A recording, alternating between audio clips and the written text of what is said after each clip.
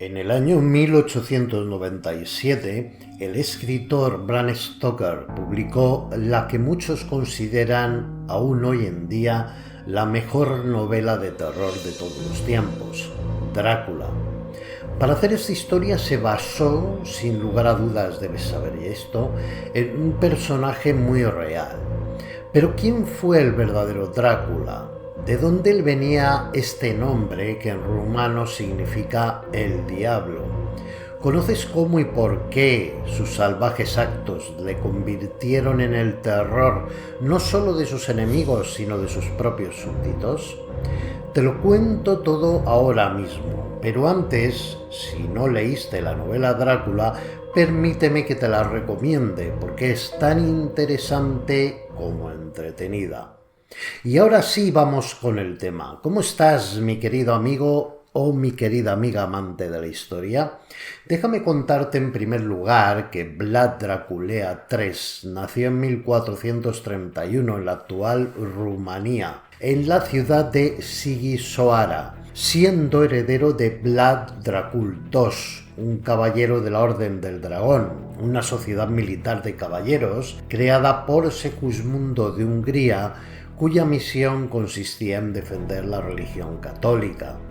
El nombre Draculea significaría algo así como hijo del diablo, aunque los rumanos le llamaban Dracul, porque se identificaba también al dragón con el diablo, y este era el símbolo de la sociedad de caballeros a la que pertenecía. Por lo tanto, su hijo pasó a ser Vlad Draculea, o lo que es lo mismo, Vlad el hijo del demonio, que con el tiempo se convirtió en Drácula, aunque también se le conocía en rumano como Vlad Tepes, que significa Vlad el empalador. De niño, una de sus principales aficiones, dicen los cronistas, que era contemplar las ejecuciones en Turquía, país en el que se crió, con que la tierna criatura ya apuntaba maneras de quién sería luego de adulto. Posteriormente, los cronistas de la época también hacen referencia a su afición por la tortura y la sangre, y le describían bebiéndose esta o incluso mojando pan en ella.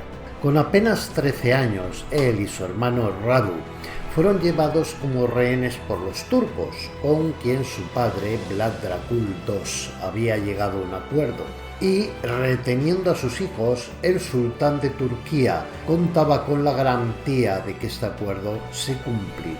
Además, de esta forma, el sultán pensaba en ocuparse de la educación de estos dos jóvenes príncipes con objeto de contar el día de mañana con un líder que le fuera favorable. Los Dracul eran reyes de Valaquia, estado que al estar situado entre el Imperio húngaro y el otomano estaba en el punto de mira de ambos, porque lógicamente querían tener de su lado este colchón geográfico que había entre ambas potencias medievales. Allí, en la corte turca, el joven Drácula aprendió de los otomanos cosas tan edificantes y bonitas como el arte del empalamiento, que los turcos eran muy aficionados a practicar, y también seguramente aprendió otra especialidad de los turcos, que consistía en arrancar la piel de la cara. Tras la muerte de su padre, que fue asesinado por enemigos de los turcos que no veían con simpatía su acuerdo con los mismos, el sultán lo liberó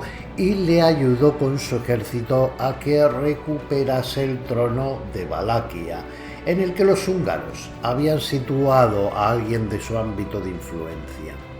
Así que en el año 1448, a la edad de 17 años, se convirtió en voivoda o rey de Valaquia. Si bien su estancia en el trono duró solo un año y no podría volver a ocuparlo hasta el 1456.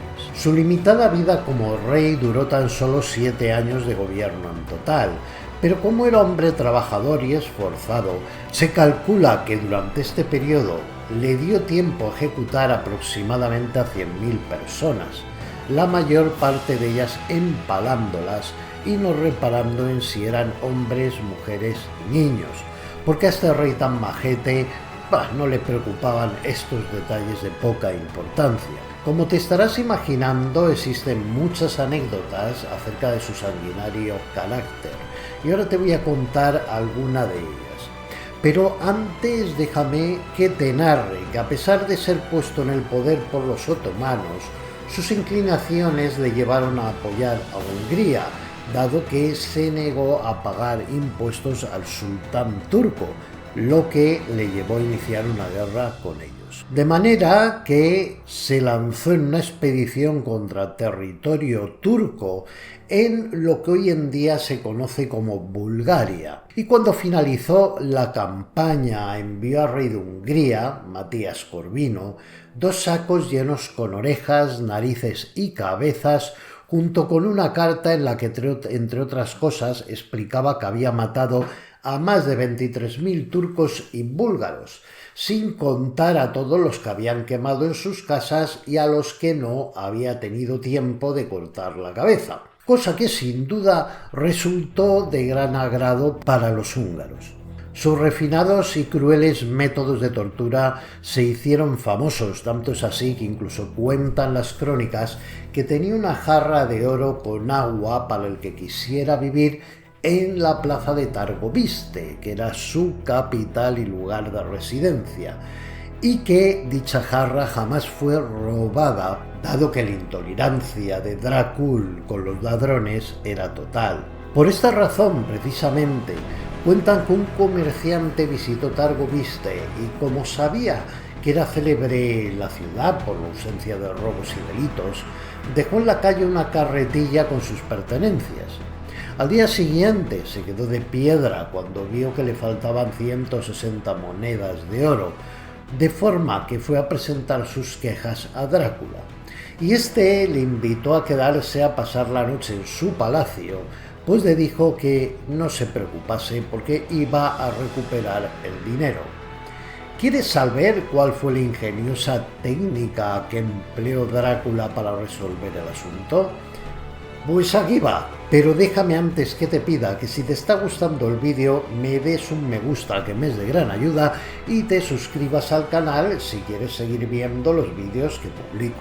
Pues como te contaba, la técnica consistió en que, en primer lugar, hizo correr en la ciudad la voz de que si no aparecía el ladrón, al día siguiente la ciudad sería destruida y arrasada. Mientras tanto, mandó que durante la noche pusieran en la carretilla del comerciante una pequeña trampa, consistente en colocar 161 monedas de oro en lugar de las 160 que le habían robado. Al día siguiente, el comerciante, muy sorprendido, contó las 161 monedas y fue a expresarle a Drácula su sorpresa. A todo esto resulta que ya habían localizado al ladrón, al que, como era de esperar, se ordenó empalar inmediatamente, y luego procedía a comentarle al comerciante que su honradez le había salvado la vida, pues si no hubiera dicho lo de la moneda de más, también él habría corrido la misma suerte. Pero ¿conoces cuál es su hazaña más destacada y salvaje de entre todas sus salvajes hazañas? Pues yo personalmente me quedo con la del bosque de los empalados, donde Drácula mandó talar un bosque entero para empalar en él a unos 23.000 prisioneros. El sultán Mehmed II se dirigía a Valaquia con su ejército ante la negativa de Drácula a pagar sus impuestos.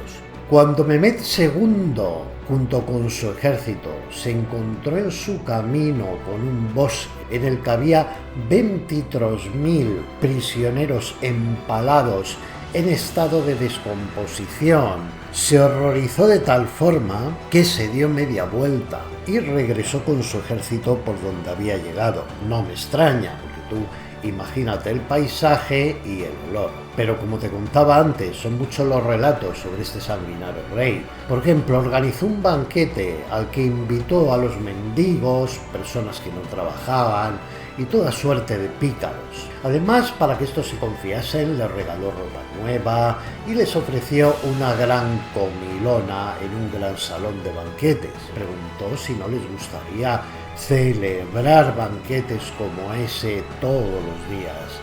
Los invitados se mostraron encantados ante tal perspectiva. Así que Drácula pensó que sería una buena idea enviarles a todos al más allá para que pudieran disfrutarlos en el paraíso. De manera que ordenó que se cerraran todas las puertas y mandó que les prendieran fuego. Según dicen, ese día terminó con la vida de 3.600 pedigüeños y gente improductiva que no aportaba nada al Estado. En cualquier caso, Vlad era muy aficionado a los empalamientos masivos, cosa que practicaba con cierta frecuencia, intentando guardar una cierta simetría para hacerlo con más elegancia. Por ejemplo, le gustaba organizar los empalamientos en anillos concéntricos en torno a la ciudad, lo que era muy armónico y quedaba mucho mejor que ponerse a empalar a lo tonto sin ton ni son. Vlad Tepes era poco amigo de los individuos de otras razas, entre ellos los gitanos, a los que no tragaba. Por lo tanto, ya te estarás imaginando que no estaba dispuesto a dejarlos existir así sin más. Por eso hizo apresar a 3 líderes gitanos, a los que mandó que empalase. Sin embargo, uno de ellos le dijo que eso no era una forma digna de morir para un gitano. Y Vlad Dracul le dijo: vaya, estoy de acuerdo contigo, y con el fin de complacerle y mostrándole que compartía su punto de vista, los hizo asar a fuego lento. Y luego a sus seguidores les dio a elegir entre comerse a sus líderes o alistarse en su ejército. Aunque para mostrar su carácter bondadoso y comprensivo, les dio también la opción de ser asados a fuego lento, para así ayudar a completar el menú si fuera necesario. Bueno, y quiero pedirte nuevamente que si te está gustando el vídeo me des un me gusta y te suscribas a mi canal. Y déjame decirte ahora que no se sabe realmente, y esto es muy curioso, dónde está el cadáver de Drácula. Y digo que es muy curioso porque existe una tumba de Drácula en cierto pintoresco monasterio de Rumanía. Además, existen diferentes versiones sobre su muerte. Por ejemplo, Antonio Bonfini, que escribió muchas anécdotas sobre su vida poco después de su fallecimiento, dijo que la cabeza de Drácula fue cortada y enviada al sultán Mehmed II. En cualquier caso, está claro que el hecho de que su cadáver no haya aparecido le vino muy bien a Bram Stoker para construir su leyenda del hombre vampiro y escribir esta gran novela. Me encantó acompañarte un día más, mi querido amigo y mi querida amiga amante de la historia, y te veo en mi próximo vídeo, donde te contaré un episodio muy peculiar y muy poco conocido de la historia de España, que estoy seguro que te encantará.